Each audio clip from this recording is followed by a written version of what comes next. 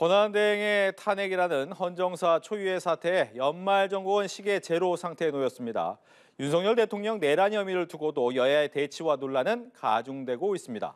조청래 전 여의도연구원 부원장, 조기현 민주당 법률위 부위원장과 함께 이야기 나눠봅니다. 안녕하십니까? 어서 오십시오. 안녕하십니까? 대통령에 이어서 대통령 권한대행의 탄핵안까지 가결되는 초유의 상황이 벌어졌습니다. 정치의 실종이라는 이야기도 있고 현 상황에 대한 이야기를 먼저 해볼 텐데요. 어떤 평가를 하시겠습니까? 아니 한덕수 대통령 권한대행의 탄핵 요건이 뭔지 저는 잘 모르겠습니다. 이게 한덕수 대통령 권한대행이 법률안 거부권하고 헌재 재판관 3인 임명할 거냐 말 거냐 가지고 지금 민주당이 물고 늘어졌는데요. 한덕수 권한대행은 사실은 일관되게 입장을 보였거든요. 농업사법이라든가 등등의 법안에 대한 거부권 행사할 때도 헌법적 위반, 법률적 위반 얘기를 했고요. 그다음에 내란죄나 김건희 특검과 관련된 부분들도 위헌적인 독소조항의 문제를 언급을 했고요. 그다음에 헌법재판관 문제도 현직 대통령을 파면하느냐 마느냐의 문제와 직결된 임명인데 여야 합의 없이 한 전례가 없다. 그러니까 여야가 합의를 해주면 좋겠다라고 요청을 했는데 그 요청한 다음 날 바로 탄핵을 했고 탄핵 국회 의결 정국수와 관련해서도 재적 과반이냐 재적 3분이냐를 가지고 논란이 많았잖아요. 그런데 우원식 국회의장이 무슨 권한으로 재적 의결 정족수를 자기가 정해서 밀어붙였는지 저는 도무지 알 수가 없습니다. 나라가 이게 이제 엉망이 된 거거든요. 헌법적 테두리 내에서 법률적 테두리 내에서 해야지 내가 의사 진행자니까 내가 결정하면 된다는 식으로 국회를 운영하면 안 되잖아요. 그럼에도 불구하고 한덕수 대통령 권한대행이 국정 혼란을 막기 위해서 스스로 직무정지에 들어갔고 나라를 안정시켜야 된다는 당부를 하고 일단 집회에 들어가지 않았습니까? 그러면 민주당도 제1당으로서 그런 부분을 존중하고요. 국정 흔들기 좀 행정부 마비시키기 좀 그만하고 민생 챙기고 점령군식 행태 좀 지향하는 모습을 성숙된 모습을 좀 보여줘야 되는 거 아닙니까? 좀 너무 지나친 것 같아요. 네. 저 장면을 국민들이 어떻게 보시겠습니까? 저는 국민의힘 의원들의 양심과 부끄러움이 실종됐다. 정치의 실종이라고 보지 않습니다. 특히 헌법재판관 3인의 임명 관련해서는 이미 추경호 대표와 박찬대 원내대표 간에 11월 29일에 합의가 있었고요. 그에 따라서 이 청문 특위 구성도 됐고 예정된 절차였습니다. 여야가 합의해서 진행된 거기 때문에 한덕수 총리가 여야 대화 없이 임명하는 건 안 된다. 합의해 와라. 그때 보류하겠다. 말이 안 되는 얘기죠. 절차 지연을 위한 그냥 그런 명분이고 사실과도 맞지 않는 주장이었습니다. 여기에 지금 조응해서 저렇게 몸싸움까지 하면서 명백한 탄핵 사유가 있는 한덕수 총리를 비호하는 것은 결국에 윤석열 대통령을 비호하면 시간을 끌겠다는 의도로밖에 안 보입니다. 국민의힘은 최소한의 일말의 양심과 책임감도 없다고 보여지는 게 결국에 비상계엄 내란 사태에 책임 있는 여당 아닙니까? 이 상황까지 끌고 오는데 책임이 있고요. 당일에도 극소수 의원을 제외한 대다수 의원들은 당사에 대기하면서 이 계엄 해제 표결에도 참여하지 않았습니다. 그리고 그 다음 날부터 당 내부에서 나왔던 우려의 가장 큰 목소리는 뭐였냐면 대선 걱정이었습니다. 조기 대선이 되면 민주당에 정권 내준다. 이 얘기에서 결국 시작해서 지금의 상황이 그대로 이어지고 있다고 봅니다. 내란으로 인해서 이 경제적 충격, 국민들의 충격 이 부분에 대해서는 전혀 고려하지 않고 국민의힘 그리고 개별 의원들의 얹혀진 정치적 생사 문제만 집착하고 있는 모습으로 보여져서요. 결국 국민의 안중에 없구나. 그러니까 내란을 한 윤석열 대통령과 아무런 차이가 없는 정당의 모습을 그대로 보여주고 있다. 이렇게 평가할 수밖에 없습니다. 예, 지금 151이냐 200이냐에 대해서 처음에 논의가 많다가 우원식 의장이 151로 하자라고 이제 결정을 해서 투표에서는 192표가 나와서 이제 통과가 됐단 말이에요.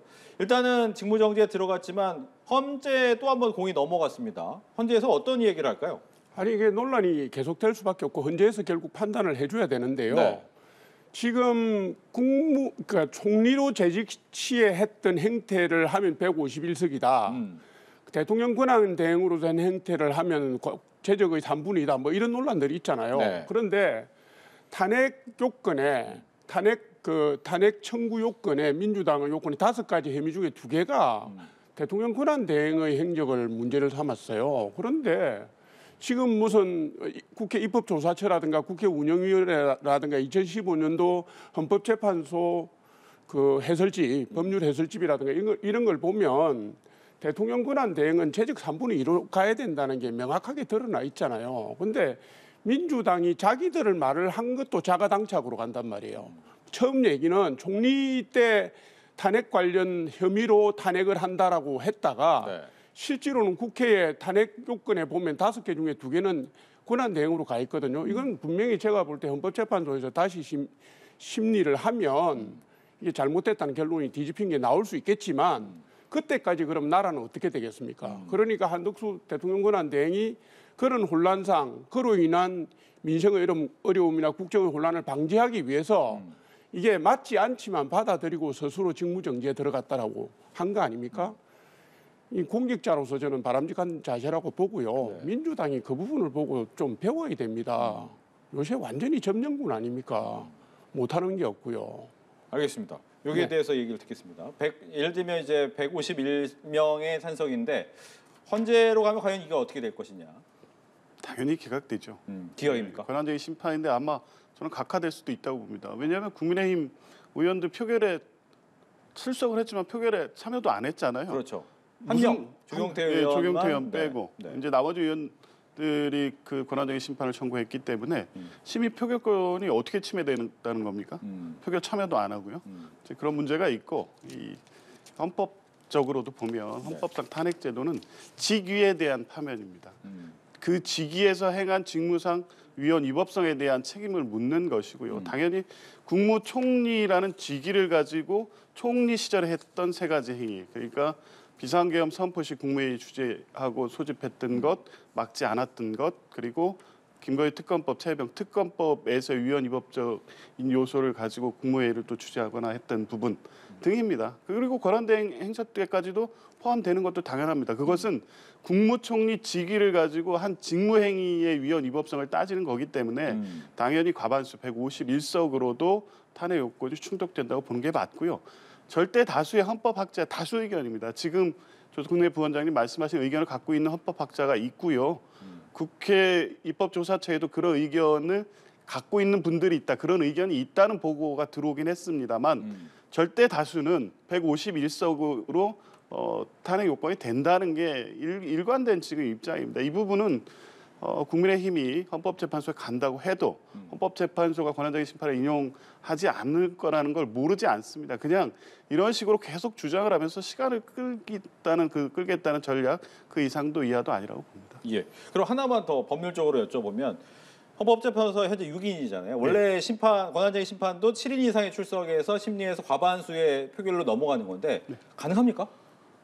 그거는 일단 그 헌법재판소법 23조 1항에 대해서 이진숙 그 방통위원장의 효력정지 가처분 결정이 있었기 때문에 심의는 가능한 걸로 헌법재판소 결정한 겁니다.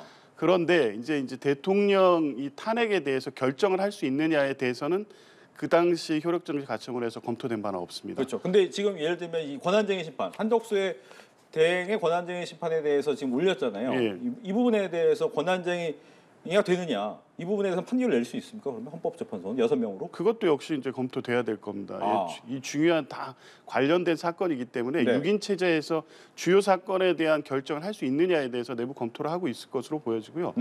저는 뭐 일단은 이 사안 대통령 탄핵과는 또 무게는 다르기 때문에 네. 헌법재판소가 접수된 사건이고 신속한 결정을 요구하는 이 국민의힘 측의 요구가 있다고 하면 빠른 결정을 할 수도 있다고 봅니다. 뭐 어차피 쟁점이 복잡하지 않고요. 실제 침해된 권한이 있느냐의 문제에서부터 몇 가지 사유 자체에 대한 검토 시간이 오래 걸리지 않기 때문에 6인 체제에서 이 문제는 그냥 결정할 수도 있다고 봅니다. 알겠습니다.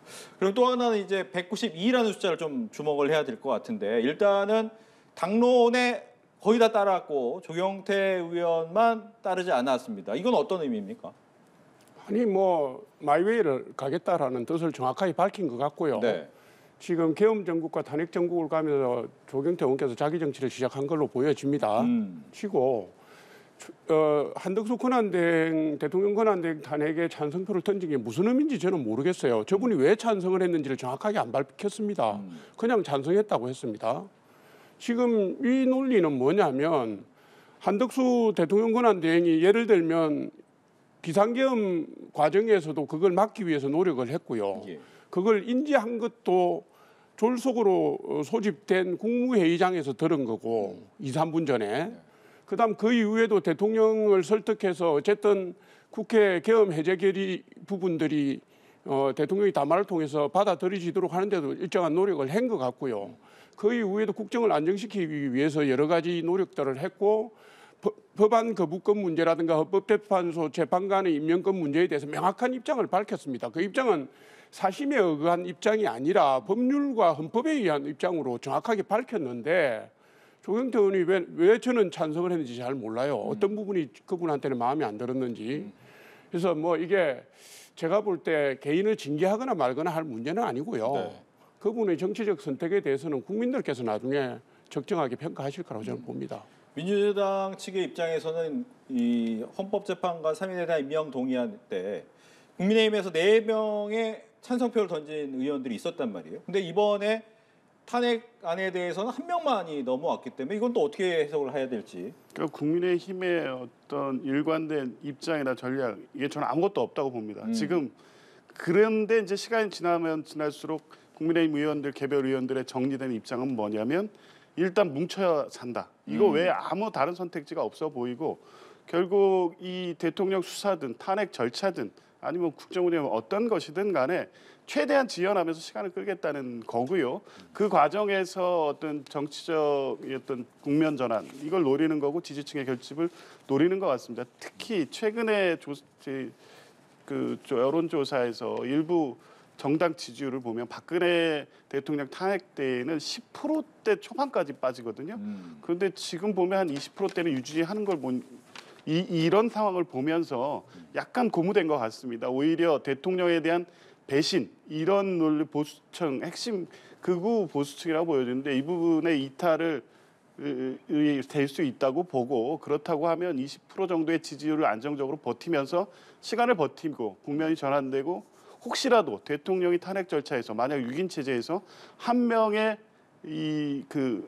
기각 의견으로 돌아올 수도 있는 상황까지도 혹시라도 보지 않나 이런 생각이 들 정도입니다. 최근에 이제 국민의힘에서 나오는 얘기를 들어보면 비상계엄은 잘못됐다 이런 정도 평가를 합니다. 내라는 수사를 해봐야 하는 거다. 그러니까 사실상 비호하는 것과 다름없는 겁니다.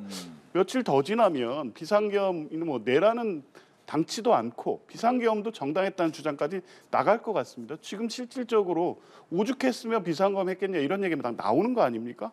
현실 인식과 이 국민과 완전히 동떨어져 있어서 오로지 당리당략 정치적인 어떤 명운에 걸고 있지 국민들이 지금 어떤 경제적 어려움이라든가 혼란과 두려움 이런 부분을 책임 있게 해결할 의사는 전혀 없는 것으로 보입니다. 네, 민주당에서 이제 최상목 권한대행에 대해서 재판관 임명 빨리 해라. 그리고 관련된 이제 법안 빨리 공포해라. 이 부분에 대해서 이야기를 하면서 또 탄핵안 얘기를 또 꺼내긴 했어요. 이건 최상목 권한대행은 어떻게 할까요?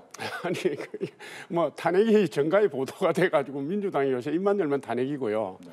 민주당의 진짜 속내는 요즘에 몇몇 의원들 입에서 나왔잖아요. 국무위원 5분 이상을 탄핵을 해서 국무회의를 무력화시키고 국정을 마비시켜서 우원식 국회의장 내세워서 자기들이 법안 공표권 갖고 온갖 것 다 하겠다. 뭐 이렇게 보여져요. 그런데 지금 이렇습니다. 누구라도 지금 대통령의 권한대행이 되는 사람은 뭘 하든지 간에 명확한 원칙, 잣대를 가지고 있어야 됩니다. 그게 뭐겠습니까? 헌법과 법률 아니겠습니까? 지금 한덕수 권한대행이 탄핵이 됐지만 며칠 동안에 그 부분에 대한 입장을 명확히 세웠거든요. 그러면 최상목 지금 권한대행이라고 하더라도 그것을 뛰어넘는 어떤 논리라든가 원칙이 있지 않는 이상은 그걸 뛰어넘어서 임의로 국정을 하고 결정을 할 수 있는 상황은 아니라고 봅니다. 제가 볼 때는 권한 대행에 탄핵을 하더라도요. 헌법과 법률적 잣대라는 부분을 넘어서서 새로운 결정을 내릴 분은 거의 없을 거다. 결국은 그게 민주당이 지금 보는 게 탄핵 시켜서 국무회의 의결 정족수 11명 이하로 떨어뜨리면 된다라는 거 아니겠습니까? 그렇게 막 가고 있는 거기 때문에요. 제가 볼 때는 지금 권한 대행도 다른 선택지가 없어 보입니다. 그게 영합해서 가느냐 아니면 원칙을 지켜서 법률적 잣대로 가느냐 이 선택지만 남아 있다고 제가 보는 거거든요. 예. 저는 헌법과 법률에 따라서 갈 거라고 봅니다. 즉 최상목 권한대행은 앞서와 같이 예를 들면 재판관을 임명하지 않을 것이고 공부하지 않을 것이다. 그렇게 되면 또 탄핵 갑니까? 그런 상황이 오지 않기를 바랄 뿐입니다. 헌법과 법률 원칙에 따라야 되기 때문에 3인을 신속히 임명하라는 겁니다. 헌법에 헌법재판관은 구인이 대통령이 임명한다고 돼 있고 바로 다음 조항에서 3인은 국회가 선출하는 그리고 3인은 대법원장이 지명하는 자를 임명한다고 돼 있습니다. 형식적 임명권이라는 게 헌법상 명확합니다. 이것도 역시 절대다수 극소수만 이견을 보이고 있고요. 당연히 임명할 수 있고 해야 된다는 입장인 겁니다. 지금 특히 6인 체제에서 심리는 뭐 그 효력정지 가처분으로 게시가 됐지만 네. 결정을 했을 경우에 나중에 이 결과에 대해서 어느 측이든 불복하면 결국 국민적 갈등으로 이어질 수밖에 없습니다. 그래서 3인을 빨리 임명해야 된다는 거고요. 최상목 경제부총리가 이 비상계엄 3일 이후에 대외경제자문회의를 소집했는데 그 회의에 참석했던 김양현 대구대 교수가 그 비공개 회의인데도 지금 상황의 어떤 급박성 때문에 그 내용을 오늘 공개했습니다. 내용이 뭐냐면 윤석열 대통령의 탄핵은 기정사실로 본다는 거였고 두 번째는 문제는 얼마나 장기화되느냐의 여부다. 그의 함의는 뭐겠습니까? 이게 장기화될 경우에 경제에 미치는 타격이 크니 그래서 어떻게 대비할 것이냐 이런 내용의 협의를 했던 겁니다. 네. 본인이 그런 소신과 입장이 있다고 하면 지금 대외적 불확실성이라든가 경제 위기 해소를 위해서는 탄핵 절차를 신속히 진행해야 된다는 것이 본인의 신념과도 맞을 겁니다. 그럼에도 불구하고 임명하지 않는다고 하면 결국에 국민의힘의 압박 그리고 이 시간을 어떻게 끌어보자는 어떤 지금의 내각과 여당 대통령의 입장을 대변하는 대행으로 볼 수밖에 없기 때문에 그 대행을 어떻게 계속 또 인정하겠습니까? 다른 선택지가 없는 선택을 하게 된다면 네. 뭐 숙고하겠습니다만 민주당으로서는 또 다른 탄핵도 고민하지 않을 수 없는 상황입니다. 예. 그럼 앞서 얘기하셨다시피 국무회의의 요건에 떨어지게 되면 그 부분까지 고민을 할까요? 그런 최악의 상황은 일단은 상정하지 않는 게 좋을 것 같습니다. 네. 저는 최상목 권한 대행 선에서 뭐 주말 기간 보고를 받으면서 숙고해서 일단락 짚고 갔으면 좋겠습니다. 이 3일의 헌법재판관 임명 문제 하나만 털고 가면 다른 부분에 있어서는 여야 협의를 통해서 국정을 안정화를 위해서 혼신을 다해서 같이 도울 겁니다. 지금 이 문제를 가지고 지금 시간을 계속 끌고 있고 탄핵 사태를 만들고 있는 거 아닙니까? 그 이익이 누구한테 귀속되고 있습니까? 국민의힘이 계속 이런 식으로 절차를 지연하고 대통령은 수사에 임하지도 않고 탄핵 절차에 겨우겨우 준비 절차 기일에 임박해서 대리인단 제출하고 다 지연시키고 있습니다. 이 위기 상황 그러니까 결국에 내란 리스크가 계속 이어지고 있는 겁니다. 이걸 종식하는 길은 3인에 대한 임명밖에 없기 때문에 최상목 대행이 뭐 현명한 선택을 하라고 봅니다. 예. 일단 뭐 어떻게 할지는 나와봐야 알겠지만 6인 체제는 당분간 갈 수밖에 없는 상황이고 만약 이것이 조금만 더 길어지면 4월 달이 되면 두 사람이 더 나가기 때문에 이제 6인 체제도 아닌 4인 체제가 된단 말이에요. 근데 이 상황에서 그러면 탄핵 심판을 낼 수 있느냐 이 부분에 대한 고민도 엄청 할 수밖에 없거든요. 지금 헌법재판소가 심리와 선고를 분리해서 지금 답변이 나오고 있죠. 있잖아요. 그게 이제 이준숙 방통위원장 가처분 신청 인용하면서 나온 결과에 따라서 6인 체제에서도 심리가 가능하다고 했지만 과연 현직 대통령의 파면 여부를 결정하는 거를 헌법적 요건이 아니라 가처분 인용으로 갈 수 있느냐 이 고민을 하는 거 아니겠습니까? 근데 이제 저는 이렇습니다. 원래 지금 헌법재판관 3명이 공석이 된 거는 민주당이 문제가 있잖아요. 그러니까 올해 7월부터입니까? 질질 꺼가지고 그 우리 탄핵당한 정부 인사들 복귀 못하게 시키려고 실제로 임명을 안 했고요. 여야 협의를 껴고서 원래 한 명 여야 한 명씩 하고 여야 협의로 한 명 해야 되는데 민주당이 2명 하겠다고 주장을 해서 밀어붙여서 안 되다가 지금 윤 대통령 탄핵 이후에 지금 다시 급하게 해야 된다고 그걸 뭐 여야 합의를 한 건데 왜 국민의힘이 안 하냐고 이런 식으로 밀어붙이고 있는 상황이잖아요. 이거는 제가 볼 때는 이렇습니다. 원래의 정신으로 돌아가서요. 지금 한덕수 권한대행이 말씀하셨던 것처럼 여야가 정치력을 복원해서 합의로 해달라. 이 점에 기초해서 민주당이 입장을 바꿔야 되고요. 그 입장을 안 바꾸고 지금대로 간다면은 내년 4월 18일에 두 분 대통령 추천목 두 분이 이제 끝나잖아요. 네. 그 두 분이 다 문재인 대통령이 추천한 사람들입니다. 그때까지 파행을 거듭하는 건 어쩔 수 없는 상황으로 보입니다. 예. 그리고 만약 말씀하신 것처럼 대통령 임명이 되는 헌법재판관 2명이라면 또 그거는 현재 권한대행한테 또 시킬 수가 없는 거잖아요. 그렇습니다. 그러면 4인 체제입니다. 그러니까요. 기능이 완전히 마비되는 겁니다. 그 상황을 원하는지도 모르겠습니다. 이렇게 되면 진구 정지 상태에서 임기 끝나는 상황이 올 수 있습니다. 그런 극단적인 상황을 오히려 생각하고 있는 게 아닌가 싶기도 합니다. 지금 국민의힘은 온통 조기 대선이든 아니면 차기 대선이든 정권이 넘어가는 것에 대한 걱정밖에 없는 것 같아요. 그래서 이 절차를 지연하는 거고요. 다시 한번 사실관계를 확인하자면 전임 재판관 2명의 임기가 끝난 게 10월 중순이었고요. 그때부터 여야 협의를 시작했습니다. 3인의 추천권을 어떻게 행사할 것이냐. 1인 1인, 한 명은 뭐 합의 추천을 국민의힘이 계속 주장했고 민주당은 의석 비율대로 하자고 했고 그 논의를 계속해 오다가 11월 29일경에 추경호 대표와 박찬대 원내대표가 그럼 민주당 2명, 국민의힘 1명 추천하기로 한 겁니다. 그래서 지금 그 추천된 3분이 인사청문회를 거친 거 아닙니까? 무슨 대화를 더 해야 되고 무슨 합의를 더 해야 됩니까? 하지 않기 위한 명분을 한덕수 권한대행이 내세웠던 거고요. 그 내용은 지금 말씀하시는 것과 같이 헌법재판소의 심리 기능, 결정 기능을 무력화시키는 극단적 상황까지도 생각하고 있는 것 같습니다. 이제 그렇기 때문에 뭐 지금 상황에서는 뭐 국민의힘이 정상적으로 사고하면서 이 혼란과 뭐 경제적 난국 또 국민들의 걱정을 해소할 생각에는 전혀 관심이 없다는 얘기를 계속 할 수밖에 없는 겁니다. 예. 이제 공수처 얘기도 해보겠습니다. 내일이죠. 이제 원래 25일 날 오전 10시가 이제 두 번째였는데 내일도 이제 3차 소환 통보 시점을 내일 아침 10시, 오전 10시로 해놨습니다. 일단은 윤석열 대통령의 변호인 측에서는 탄핵 심판에 주력하겠다라고 얘기를 한 것을 보면 세 번째도 안 나올 가능성이 높을 것 같은데 어떻게 됩니까? 그러면? 아니 일단 뭐냐면 탄핵 심판에 대한 변호 대리인단은 구성을 했고요. 그렇죠. 지금 수사에 대한 변호인단은 구성 중인데 말씀하신 것처럼 선임계가 지금 제출이 안 되는 상황이니까 내일은 나가실 수 없는 상황인데 일단 법리적으로도 그렇습니다. 공수처가 내란죄를 수사할 수가 있는가? 없죠. 그러니까 그걸 하려면 수사 중에 인지된 사안으로 가야 됩니다. 그런데 수사 중에 인지된 사안을 걸기 위해서는 직권남용이라든가 이걸 걸어야 되는데 현직 대통령은 내란이나 외환이 아니면 형사소추의 대상이 안 됩니다. 그러니까 이게 지금 아무리 그 탄핵 가결이 됐다 하더라도 윤석열 대통령 입장에서는 여기에 수사에 적극적으로 어떻게 임해야 되나 하는 것도 고민이 될 수밖에 없죠. 그래서 그럼 내일 안 나가면 공수처가 어떻게 하느냐 이게 지금 관심 사항이잖아요.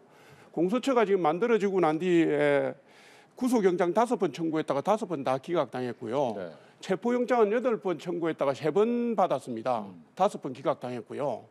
지금 공수처가 수사 인력도 모자라는 데다가 공소권도 없잖아요. 수사한 다음에 기소를 하려면 검찰에다 다시 넘겨서 해야 되는데 이런 공수처가 지금 강하게 나갈 수 있겠느냐. 만약에 체포영장 청구했다가 그 기각돼 버리면 수사 동력이 확 떨어져 버립니다. 그러니까 지금 공수처는 제가 볼 때 이러지도 저러지도 못하고 있는 걸로 보여지고요.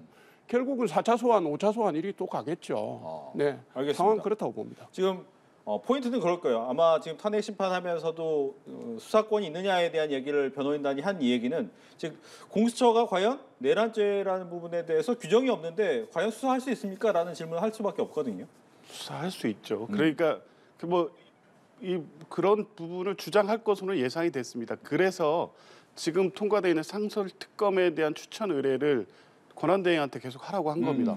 결국 특검을 통해서 해결해야 됩니다. 이런 논란이 계속 야기될 것으로 봤기 때문에 검찰이 수사한 부분도 나중에 또 문제 삼을 겁니다. 증거 능력을. 지금 공수처 수사도 그렇고요. 그런데 어쨌든 이게 수사가 안 된다고 했으면 검찰이 김영환 장관도 구속수사 지금 어떻게 했겠습니까? 다 직권남용으로 시작해서 내란죄 수사에 다 한 거고요. 공수처도 마찬가지입니다. 직접 관련성 있는 사건으로 수사하면 됩니다. 출석 안 하면 체포영장 발부 받을 수밖에 없는 상황입니다. 탄핵 심판 먼저 하고 수사는 나중에 받고 그거 지금 대통령이 선택할 수 있는 상황입니까? 대통령은 파면이 지금 절차가 진행되고 있는 탄핵 소추 그 피소추자이고요. 네. 내란 우두머리 피의자입니다. 그리고 관련된 주요 임무 종사자들이 10명 이상이 구속됐고 어제 김용현 전 장관의 공소장 내용을 보면 대통령의 구체적 지시사항, 총을 쏴서라도 낸 내용도 나오고 국회의원들을 어떻게 끌어내라는 지시까지 구체적으로 했고요. 네. 이 또 실제 2차, 3차 계엄까지 뭐 할 수 있으니까 그냥 무조건 끄집어내라. 이런 지시를 구체적으로 했습니다. 이게 한 사람이 자기 책임을 면하기 위해서 허위 주장을 하지 않는다는 것은 여러 명이 동일한 취지의 주장을 하고 있기 때문에 신빙성이 높습니다. 허위 사실이라고 대통령 측이 주장한다고 해서 이게 사실 인정이 안 될 가능성이 매우 낮습니다. 이런 상황이면 지금 이미 상황 발생한 지 3주가 넘어가고 있고 증거인멸이